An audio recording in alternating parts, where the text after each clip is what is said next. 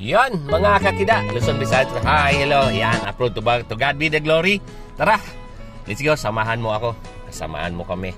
Kami po ibabiyaya, no? This video, no, i-share ko lang sa inyo. Kasama ang aking Derek JV Joshua. At paalis kami. At may pupuntahan tayo. Okay, let's go. Mga kakida, tayo po ay pupunta ng pupunta po tayo ngayon ng bandang Valenzuela. So from Pasig to Valenzuela. Tayo po ay may pupuntahan na isang tour veterans ng Marlboro. Siya po ay balita ko marami po siyang lap winner nung 9 years siya na nasa Marlboro tour. Yon mga kakida. Pupuntahan po natin siya at makilala niyo mamaya kung sino yung madatna natin doon. Siya po ay taga Valenzuela. Okay, mga kakida. So tayo po ay pumunta doon sa pamamagitan sa ating kasi para mabigyan natin siya ng libreng ngipin, sponsored by John Riel Dental Laboratory kay Boss Eliezer Taroy. Baon-baon po natin ang ating advocacy na lahat ng mga Marlboro Tour veterans, lahat ng mga professional cyclist, matanda man o bata na gustong magpa-interview sa atin, pinupuntahan po natin abot ng ating makakaya sa pamamagitan sa tulong ng ating John Riel Dental Laboratory.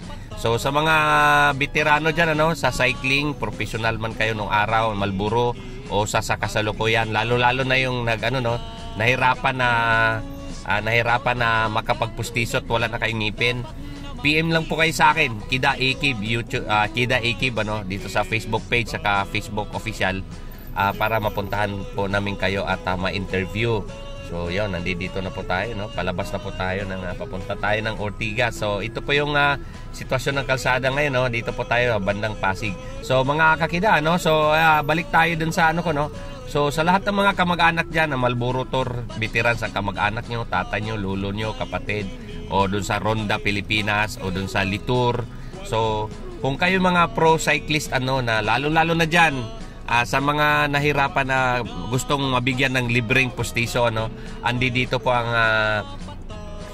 John Riel Dental Laboratory, ang kasama ko dito sa advocacy na lahat ng mga veterano natin, lahat ng mga athlete natin, lalo na sa cycling. Kahit siguro hindi kayo sa cycling, basta't kayo nagprofessional na nung araw, na lumaro kayo sa bansa natin, nagbigay kayong karangalan, kagaya nitong natatapos na Olympic kay 2024 sa Paris, Paris Olympic, so yung mga professional nandiyan, baka isa kayo sa mga dating nag-o-Olympic, o kahit siguro hindi sa cycling, pwede ko kayong ilapit kay John Riel Dental Laboratory, kay Boss Eliezer Taroy, para mabigyan po kayo libreng ngipin. So ayan mga kakita, tayo po ay bumabiyahe ngayon, so habang bumabiyahe tayo, magkukwentuhan po tayo, ang Kida Akib YouTube channel ay may advocacy na tulungan ang lahat ng cyclist, lalong-lalo na ang ating mga ex-pro, mga veterans sa cycling na nahirapan mahirapan ngumiti. Ang ating Ibalik ang Ngiti program kay Boss Eliezer Taroy ay anytime magbigay sa inyo ng libreng ngipin, mga kakida. So i-PM nyo lang ako, so marami na po tayong nabigyan ng ngipin, sa abot ng aking maalala, si mga Malangsa brother nabigyan na po ng ngipin, sila Idol Lito Malangsa, Felix Malangsa, ang ating coach ng Paralympic, ang ating Olympian sa cycling, si Norberto Oconer, yan, nabigyan pong ngipin. Ang ating Sprint King sa Marlboro Tour, Enrique Domingo, marami na sila, marami na sila.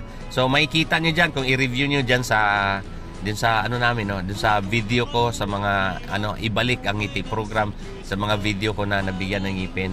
Ang istorya po ng John Riel Dental Laboratory, siya po ay nakilala ko simula nung nagkaroon ako ng binayaan tayo ng YouTube channel nung nakaraang March 14, 2020, nung pandemic days, nung dumating ang ating COVID. Doon po tayo nag-umpisa na magkapagbuo ng YouTube habang wala tayong ginagawa. So hindi ko akalain na ang Panginoon ay pagpalain ng channel, mamonetize, at ito na nga ngayon ako naging so almost 4 years na nandito sa pinagkatuwaan kong YouTube channel. Tayo po ay nag-organize ng maliit na karera dyan sa Mabitak. So sa mga kabataan naman dyan na gustong maglaro, meron po, andyan po ang ating King of Mabitak. Ang ating channel po ay may programa na meron po ang Kida Iki Bike Addict, aka Bike Addict, ay meron pong bike race. Yon mga kakida, para matuto kayong lumakas kayo sa laro. Diyan po ang ating King of Mabitak.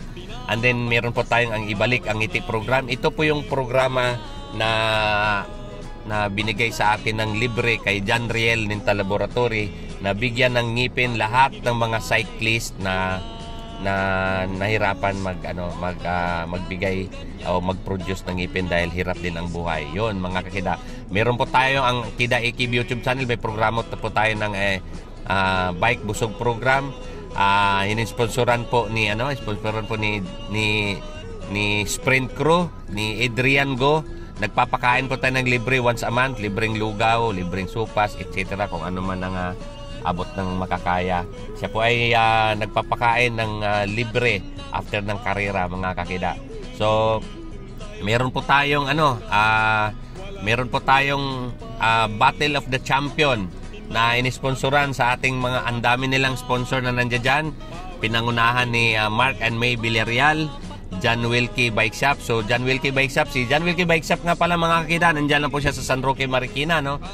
You can PM them sa i-follow mo siya sa sa social media, John Wilkie D. Yan, John Wilkie D.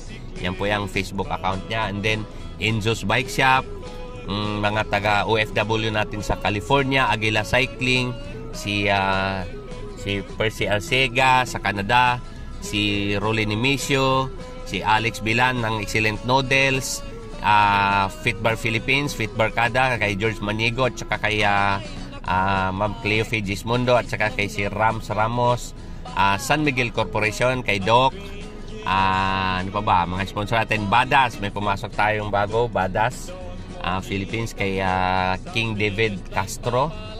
Okay mga kida, so ini pa, marami ang ating Manahan's Trophy Maker, sa ating trophy at medals. And then sa ating jersey kay Sir Joshua Ilumba, ang NYK Cycling Apparel.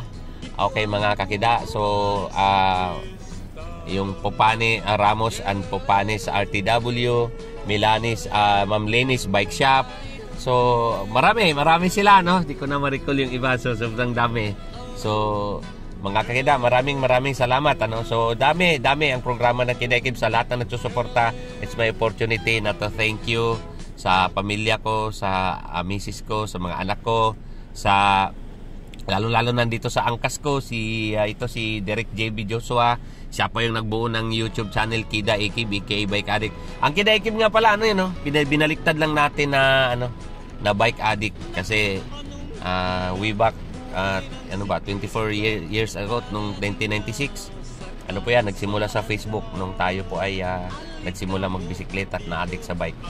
So ngayon, binaliktad lang po natin yan dahil pangit daw tingnan na bike addict. Nung kapanahon na ni President Digong Duterte, ay pinaghahanting pang mga addict, kaya binaliktad po natin. Okay, so nandito na po tayo sa may flyover ng Quezon Ave, nasa EDSA po tayo. So ito po ang sitwasyon natin sa Pilipinas natin ngayon. So sa lahat ng nagfa-follow sa akin, please subscribe, i-like and share. Kung gusto nyo makatulong talaga sa mga young cyclist, isa po yan sa advocacy ko, na tulungan ang ating young cyclist, mga old cyclist, at saka yon, mga older cyclist natin. So kaya ito yung pinagagawa natin, although medyo matrabaho, medyo abala sa ating hanap buhay, pero ako po ay iniyakap ko po to na sa buong puso, na happy ako na hindi lahat ng tao nagkaroon ng opportunity na tumulong sa iba, lalo na sa cycling community. So itong pagbiyahe natin ngayon dito, medyo matraffic na, papunta na po tayo, malapit na po tayo sa SM North. Ito pa yung sitwasyon ng EDSA natin ngayon, nasa EDSA po tayo. So ayun, so EDSA, medyo matraffic na dito. Okay mga kakida, so yung nasa taas sa kaliwa, yan po ay ang ating LRT line 2, from dun sa Rotonda EDSA, sa dulo ng EDSA hanggang monumento po yan. So dito na po tayo, we are approaching medyo matraffic na ditong portion na to, at medyo mainit-init na rin. So, pupunta tayo ng Valenzuela. Tingnan natin. Ipapakita ko sa inyo kung malapit-lapit na rin ito. So, dyan lang kayo, no? Dyan lang kayo. At kami naman ay ano dito habang bumibiyahe tayo dito sa kabahan ng EDSA. So, ayan na. Malapit-lapit na. Okay. Traffic. Ayan na. Mga kakida. Medyo matraffic na nga dito. Ito, make things forward. Nandito na po tayo bandang ano na po tayo, bandang Monumento, Caloocan. Okay, so yun yun lang naman ay kwento ko sa inyo. So abangan natin sino ba yung madatnan natin dito. Marami dito sa Valenzuela ang mga tour veterans, ano. So kaso itong isa lang ang ano natin. Ang tagal ko na tong matagal ko ng utang sa kanya to dahil ang tagal na nating tagal ko na tong nakausap kasi tinalo ako nito nung naglaro pa ako sa Las Piñas way back 2021, yung 2022 o 2021 yata. Ayun, nakalaban ko na to sa laro sa doon sa Las Piñas, diyan sa Golden Haven. So ayun, kaya ngayon magkikita uli kami at susubukan natin kung subukan natin matraffic dito sa bandang Balintawak. Ito mga kakita, papasok tayo Monumento. Yan, paglagpas natin ng Balintawak, papasok ng Monumento, matraffic na talaga dito. So pagpasensyahan nyo na at tayo po ingat na ingat dito sa aning pagmamaniho ng motor. Okay, so malapit-lapit na po to mga kakita. Konting tiis na lang. Ayan. Okay, so konting tiis na lang at natin, tayo nagugutom na. Okay mga kakita, so yan na, andito na po tayo at papasok na po tayo ng ito na po ang Monumento Circle. Yan. So sa lahat ng OFW, shout out sa inyo. Ito po yung sitwasyon ng Pilipinas sa ngayon.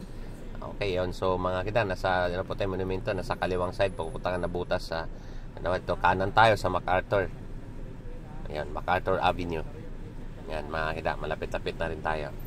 Okay, so dito so tingnan nyo naman, diskarte ng natin, ginagawa ng terminal ng jeep ang ating maliit na kalsada natin, ginagawa pa ng terminal ng jeep, kaya wala man tayong masyadong background sa modernization, pero mas okay talaga yung gano'n, may terminal. Okay, so papasok na po tayo at palabas na po tayo ng Caloocan, papasok na po tayo ng Valenzuela mga kakila. Okay, so medyo banayad ang dito, ang kalsada kung nakikita natin, medyo banayad pa siya. So malapit-lapit na tayo, kunting tiis na to, mga less than 2 kilometers, nandun na po tayo sa bahay nila. So tingnan natin, introducing. Ito pong pupuntahan natin ay 9 years. Balita ko 9 years na sa nag-Malboro tour.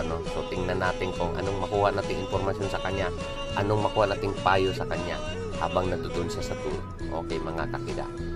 Ayan, so pupuntahan po natin. So mamaya i-reveal ko sa inyo kung anong mukha nitong pupuntahan natin. Ayan, lapit na tayo. Dito na tayo sa bandang Valenzuela mga kakida, So konting tiis na lang. Matraffic din dito. Dati dito sa sa bandang kanan na yan, stricto po dito sa Valenzuela dati pagdating sa bike lane, meron pong CCTV lagi yan. Yan, yung motor na nakita mo sa kanan, dati hindi po pwedeng gawin yan nung mansion pa ngayon. Pero ako, hanggat maaari, ayaw kong gayahin yung mga kita. Bike lane po yan, nasa kanan. Yan, yung dinadaanan nila, bike lane po yan. Okay, so dapat tayo ay motor ay nandito lang po sa kaliwa, tayo po ipigay. Okay, so mga kakida, so dito po tayo sa malapit-lapit na po to, malapit-lapit na po tayo. So yan lang kayo. And then after nito na mag-interview, ito yung po yung susunod yung susunod yung makikita. So maraming salamat talaga sa sponsor natin na pagpunta dito, ang ating John Real Dental Laboratory, kaya Boss Eliezer Taroy mga kakida. So tingnan natin kung kung mabigyan natin ng libreng ngipin tong ating idol, ating Lodi dito na dating Malboro Tour veterans. Ang Malboro Tour mga kita, i-tour ng dati karera ng bike nung araw na napakasikat na talagang tayo. Okay, so kakanan na po tayo dito. Kaya pumunta po tayo sa bandang kanan at tayo po kakanan na dito, So dito malapit-lapit na, naramdaman ko na ang ang pagdating natin doon sa area ng ating pupuntahan. Okay, makita itong truck, ano. Talagang napakasipag ang mga ano natin, ano. Ang mga tagahakot ng basura dito po yan sa Valenzuela, ano. Okay mga kakida. Tayo po dito sa waste natin ay kailangan po natin kumaan ng dine. Okay, so yun. Okay, shout out dyan kay Mayor Gatchalian. Okay mga kakida, ano. So dito na po tayo.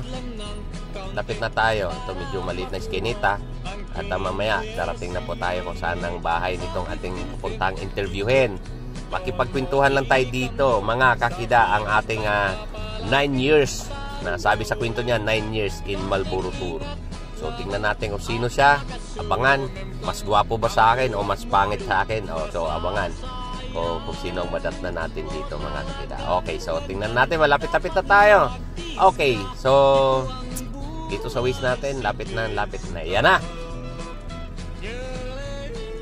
Yan mga kakida, ano, from Pasig dito sa Valenzuela. Ito po yung hinahunting natin. Ito mga adik ng bike. So mamaya for the next video, ito yung mapanood yun. Nakahubad, oh. Astig talaga. Macho pa rin. Sige, pasok tayo na. Let's go.